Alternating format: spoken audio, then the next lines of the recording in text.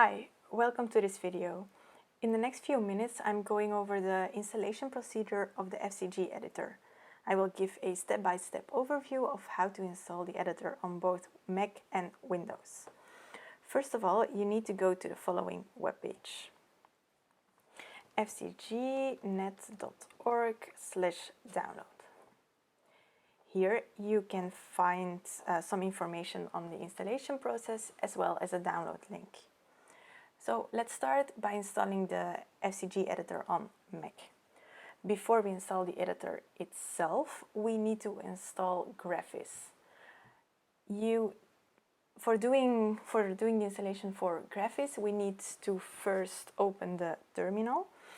Opening the terminal you can do by either going to your Finder, going to Applications, Utilities, and then there you find the terminal, or you can hold space and command space and then type in terminal and then enter, and then it opens as well.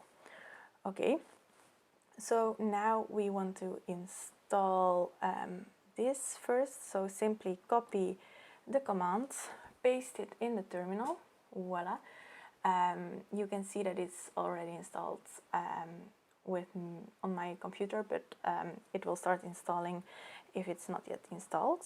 Okay, so now that we have this, we need to go to Homebrew to install Homebrew. Of course, if you've already installed, you don't need to do this again, but copy this command, paste it in the terminal, enter.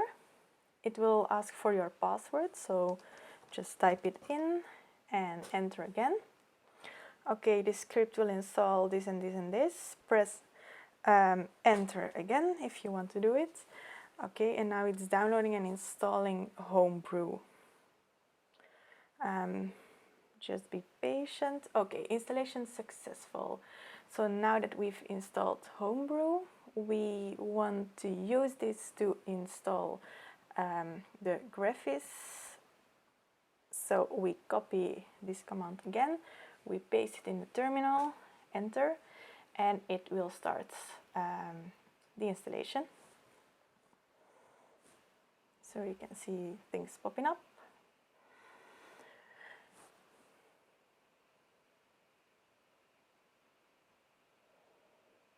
Okay, you can see on my computer it's already installed, but this will install if it's not yet installed. Okay, so now we have Graphics, and now we can go to downloading the FCG editor itself. So click on Mac, you can see that it's downloaded a zip file. Open it. You can see that it's already unzipped, and you move it to the applications. Okay, now that the FCG editor is in applications, you can simply open it by clicking on it. Okay, it gives a warning that it's something from the internet. Yes, I want to open it. And then normally the editor will pop up, as you can see here. In the next video I will give a tour of the editor itself, but for now, if it's installed successfully, you did well. I just want to say that for Mac users that have a later version of Mac, it can be the case that you need to give the Mac permission to open the editor. You can do it in two ways. The first one is to go to System Preferences, so click on the apple, go to System Preferences, then Security and Privacy, and then you can see here General. Normally there will be a notification here, and then you can click on Open anyway, and again on Open, but for me this doesn't give a problem. The other option is going to the terminal, so open the terminal again. Yeah, it was still open here. Clear, so we don't have the downloading things, and then you can copy this again and paste it, so we give so it knows that it can open the FCG editor. Okay, now that we have installed the FCG editor successfully on Mac, let's go to the installation procedure for the editor on Windows. So again, you want to go to the following webpage, fcgnet.org/download. So here you find all the installation information and so on. Before we start the editor itself, you need to install Graphis. To install it on Windows, here you can download this by clicking on it, and you will see that it pops up and starts downloading. Okay, now just wait a minute. Okay, so now it is downloaded. We click on it to install, and then we're gonna follow the installation guides. So okay, click next. Okay, see where you want to install it. Okay, next. Ready to install. Next. Yes, I want to give the permission to install things. So, okay, installation complete. Graphis has been successfully installed. Close. Okay. Okay, now we have installed Graphis, but now we need to do some settings. So first of all, we are going to control panel.